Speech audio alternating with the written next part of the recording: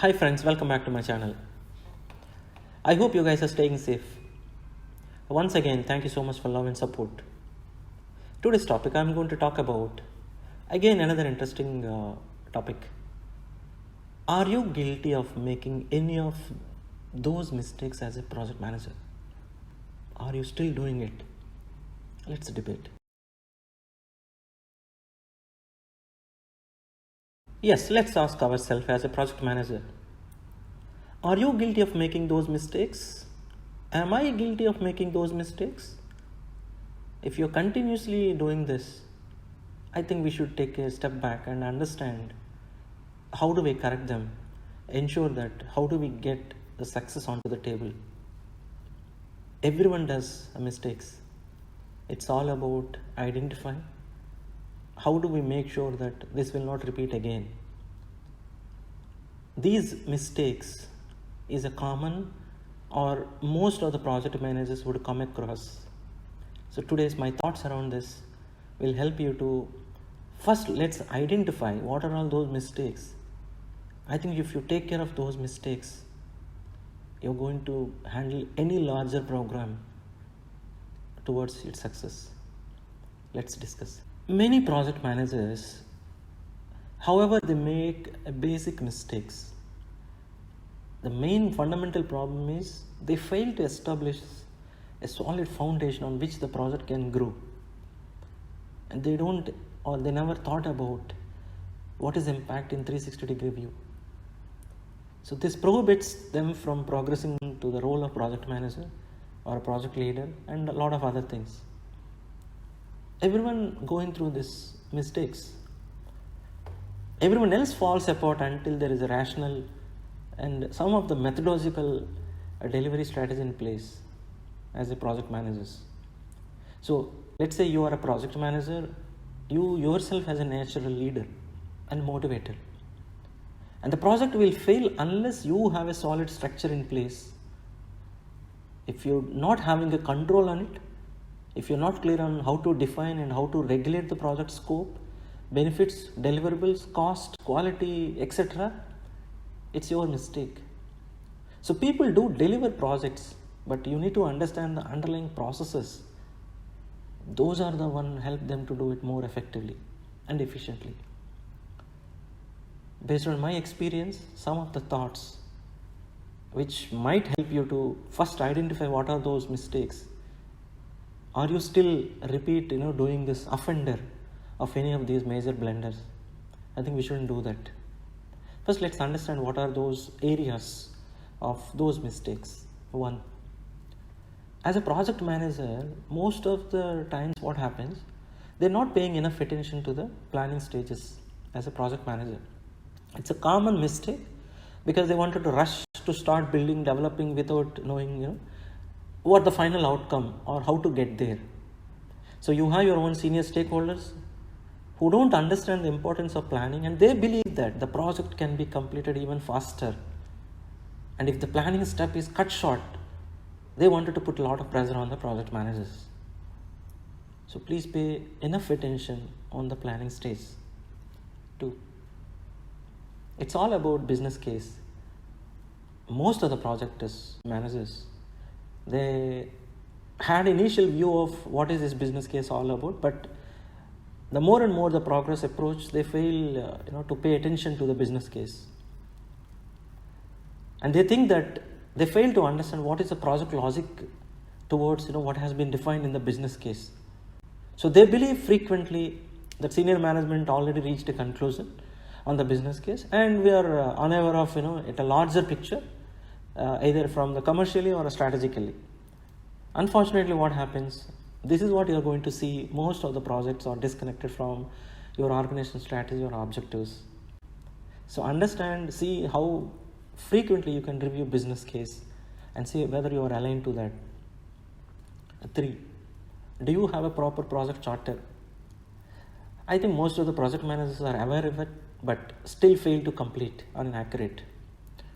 They only look at the surface of things, missing important information from the charter or maybe your project base document. So they don't go into detail regarding what the program will achieve and how it will deliver it.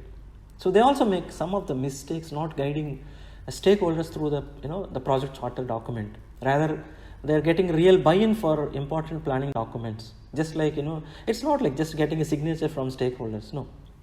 I think you need to have a proper review and be clear on project charter as a project manager. 4. Do you know that some of the techniques, maybe most of the project managers, they talk about work breakdown structures or maybe product flow diagrams, isn't it? But you need to understand how do we use some of the techniques. They don't involve the team in the planning process and the plan for the future also in great detail. So the typical way when it gets failed, you're going to divide the project into small phases. You know that with clear outcomes and deliverables, that could also lead to early achievements and benefits from customers. So feel free to understand how do we introduce this product based planning techniques. It's all about your breakdown of entire product and what are the associated diagrams within the product. 5. It's scope. Yes, it's a fundamental a miss, because they were uncertain about scope and lack of defined standards. So they think that scope is very difficult or very ambiguous, and it's very they have their own ways of interpretation. What is out of scope has never well documented or well not considered, because the requirements are documented at very high level and they are not baselined also. I hope you might have seen these scenarios, and they are not monitored, assessed, or never be able ever into incorporated into proper structured manners, and they don't even track the changes. They don't know what implemented well in that project. So as a result, what happened if the scope creep happens, or maybe the project fails to deliver what the customer expected in the worst case situation? Understand the scope. 6. It's all about effort. Don't underestimate project effort. That's what usually we do mistakes, because they don't comprehend what needs to be delivered, or because the estimation methodologies are maybe poor. So they're frequently overconfident as a project manager. They forget to understand and examine what is the basic estimates. How do we counter the risks and other aspects. So these are all very important aspects if you underestimate the project effort. 7. It's about risk. I think failing to pay enough attention for risk management is a very, very known and common error. Risk management mainly, it's not about you have a form, it's like a mechanical where you can do a checkbox activity with little or no impact. It's not about that. So if there is no risk management culture among the project team, I think that is where the actual biggest risk. So you need to understand who is the owners, who is going to act on it, what is the mitigation actions. Everything has to be well documented. If you don't assign them, I think that is where you get an issue with risk. 8. It's about governance. You aware of it, but maybe you don't have a proper enough governance structure in place. So what happens? Many stakeholders, they just selected to the project board or steering committee without being informed or clear about what is their roles and responsibilities. And they take they wanted to be signing authority of or project executive body. And in some cases, the steering committee is not formally created, and I think this is one of the biggest mistake. You need to be correct yourself. So have a proper governance structure in place. And 9, it's about KPIs. I think I spoken in my previous episodes as well. Because if you don't have a proper KPIs, I think many project managers fail to track and control the project. Because if you don't have a importance of what is a KPI all about, and what are we going to do with this project, it's going to hit your finance budget, and end of the day it's about meeting the timelines with quality of the product. It's going to be a biggest risk if you don't have proper KPIs. And the last, it's all about quality. Yes, what are we trying to achieve and what are we aiming to get done? It's about quality, right? So if you fail to pay attention of the quality of the project, I think which is a huge error, it has a lot of serious consequences. So please pay a proper attention. So they failed to complete the proper quality plan. They failed to recruit some of the QA team, and sometimes the peer reviews also will not happen.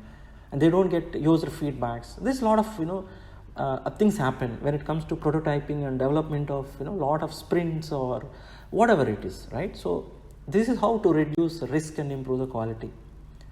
So don't devote the problem of each individual person. It's not about pointing to individual. It's about of overall success of that particular program. So please don't make these simple process mistakes. You can do better than that as a project manager, and you can run any larger program as long as if you be honest and ensure this has to be addressed, and make a list of these mistakes. See how you can eliminate and identify, ensure you shouldn't repeat this.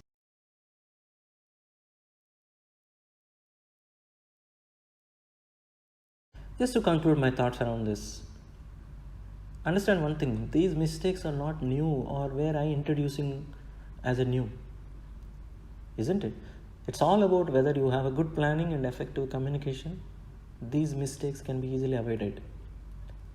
So tell us maybe in the comment section what you do, how you avoid, how to handle some of the project management mistakes. So I would love to hear from you. I hope this helps. This gives you a high level overview of what are those mistakes. Let's identify them, so that then only you can see how you can make them correct and take appropriate actions. Please like and subscribe to my channels. Thank you so much for your time, and thank you.